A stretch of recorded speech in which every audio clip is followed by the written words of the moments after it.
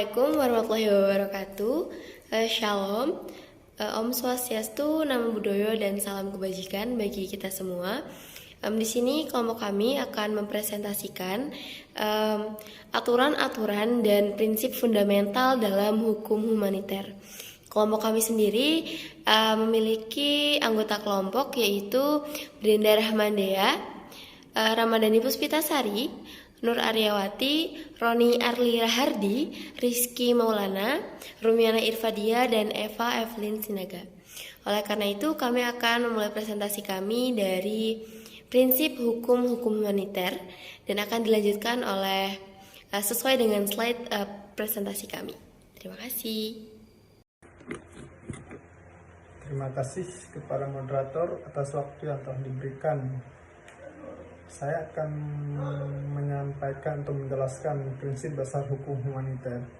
Hukum humaniter tidak dimaksudkan untuk melarang perang, karena dari sudut pandang hukum humaniter, perang merupakan suatu kenyataan yang tidak dapat dihindari.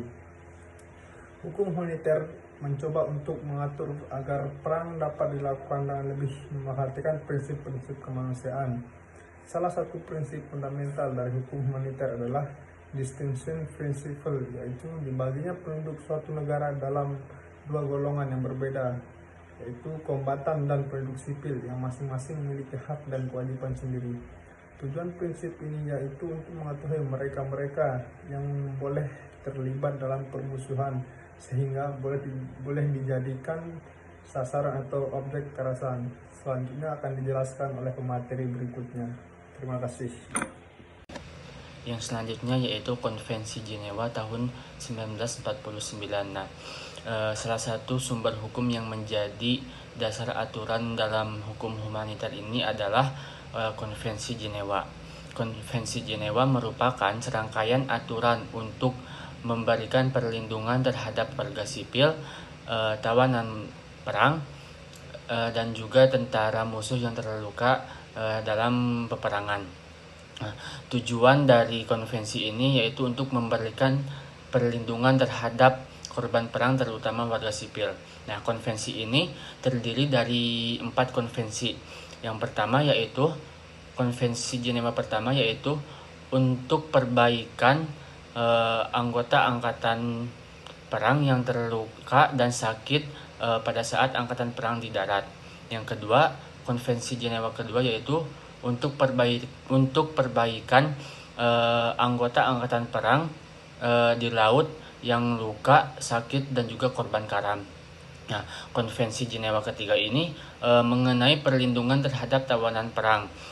Dan yang konvensi terakhir yaitu Konvensi Jenewa 4 mengenai perlindungan terhadap warga sipil. Nah, yang materi selanjutnya akan dijelaskan oleh teman saya. Baik, sekarang kami akan masuk kepada satu topik, yaitu Konvensi Den Haag, yang dimana dalam hal ini kami mengambil studi kasus mengenai kota Hiroshima dan Nagasaki yang dibom oleh Amerika Serikat pada tahun 1945 oleh Presiden Roosevelt. Tentu saja dalam hal ini pengekangan perang udara ini dicakup oleh hukum perang, karena tidak seperti perang di darat dan di laut yang secara khusus dicakup oleh aturan seperti Konvensi Den Haag 1907 dan Protokol 1 tambahan pada Konvensi Jenewa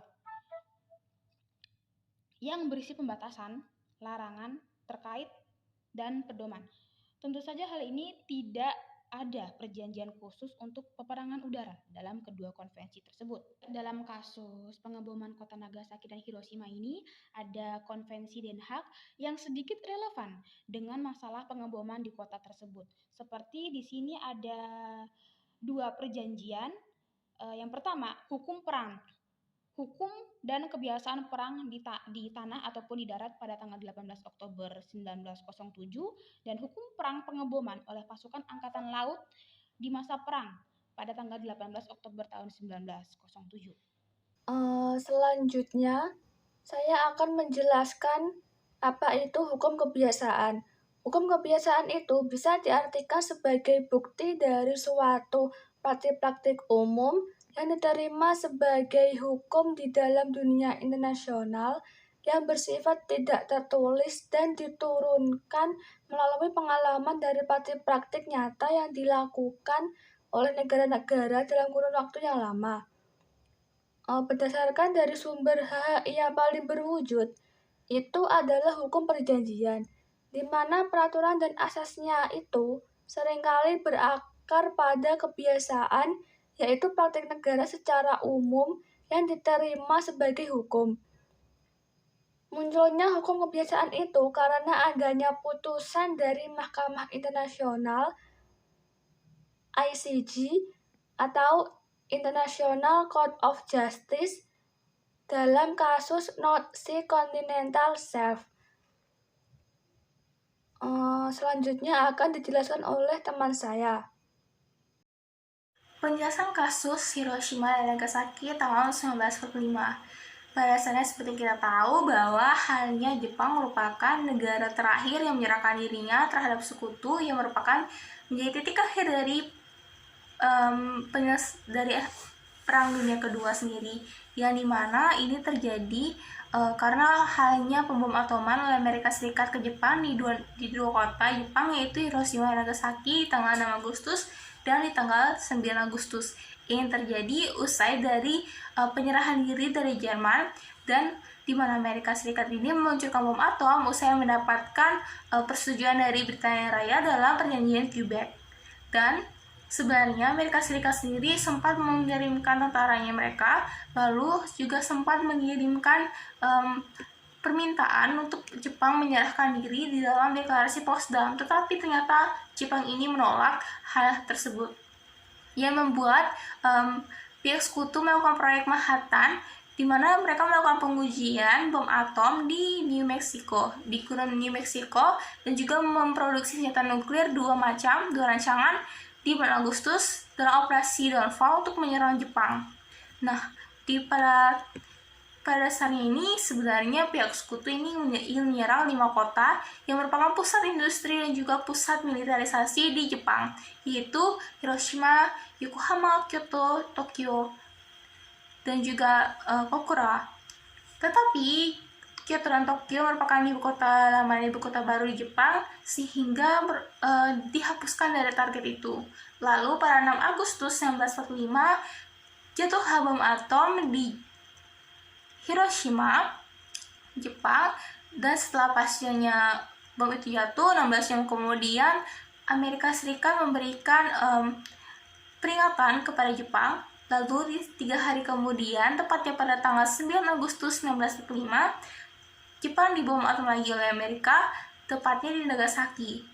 Nah, oleh karena efek dari radiasi, juga oleh karena luka parah dari bom atoman tersebut, dan kurangnya tenaga medis, membuat sekitar 80.000 sampai 130.000 orang jiwa yang meninggal atau tewas dari kejadian tersebut, dan yang membuat halnya Jepang ini mendapatkan tekanan, dan juga ternyata pembom atom ini berhasil menekan dan juga melemahkan Jepang, sehingga pada tanggal 15 Agustus 1945 Jepang menyerahkan dirinya terhadap pihak sekutu. Dan pada dasarnya banyak pihak yang berdebat apakah halnya pembom atom ini etis dilakukan atau tidak. Sekian. Baik, jadi di sini saya akan melanjutkan penjelasan yang telah dijelaskan oleh teman-teman saya mengenai pasal-pasal yang dilanggar dalam studi kasus yang kami ambil, yaitu pemboman Hiroshima Nagasaki di Jepang pada tahun 1945.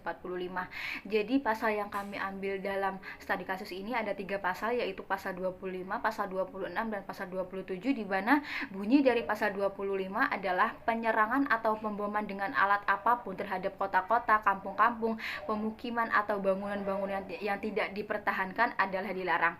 Kemudian pasal 26 adalah petugas yang berwenang dari pasukan penyerang sebelum memulai suatu pemboman, kecuali dalam hal terjadi penyerbuan, harus melakukan segala kewenangan yang dimilikinya untuk memberikan peringatan kepada penguasa.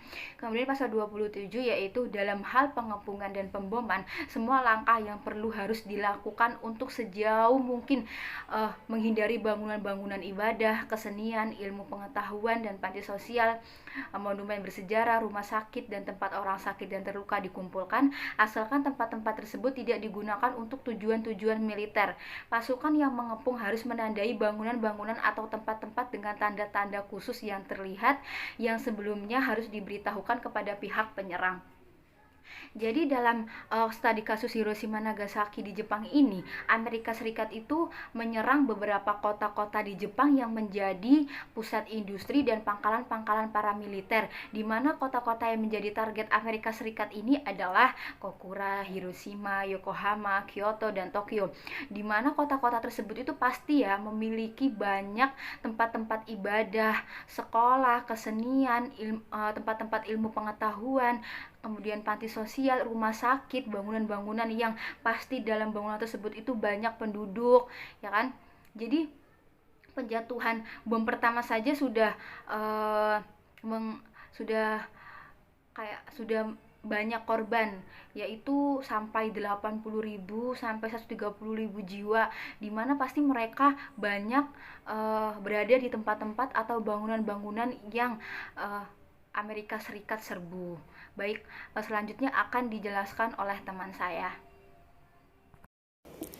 Baik, di sini saya akan menjelaskan kesimpulan dari presentasi yang telah kelompok kami sampaikan.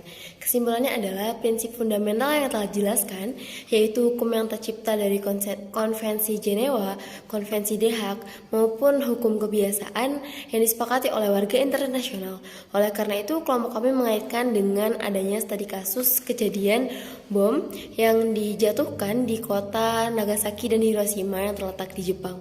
Nah, secara hukum internasional, hal tersebut adalah tindakan pelanggaran atas hukum-hukum yang telah ditetapkan perihal yang tadi telah kami sebutkan. Nah, secara hukum, hal tersebut melanggar. Oleh karena itu, kelompok kami menyimpulkan bahwa apapun hal yang menyalahi hukum humaniter dan juga menyalahi prinsip-prinsip maupun dasar hukum merupakan sebuah pelanggaran yang harus ditindaklanjuti. Sekian presentasi dari kelompok kami. Apabila ada pertanyaan, mohon ditulis di kolom komentar. Oleh karena itu, apabila ada salah-salah kata, kami mohon maaf. Wabillahi taufiq wal hidayah. Wassalamualaikum warahmatullahi wabarakatuh.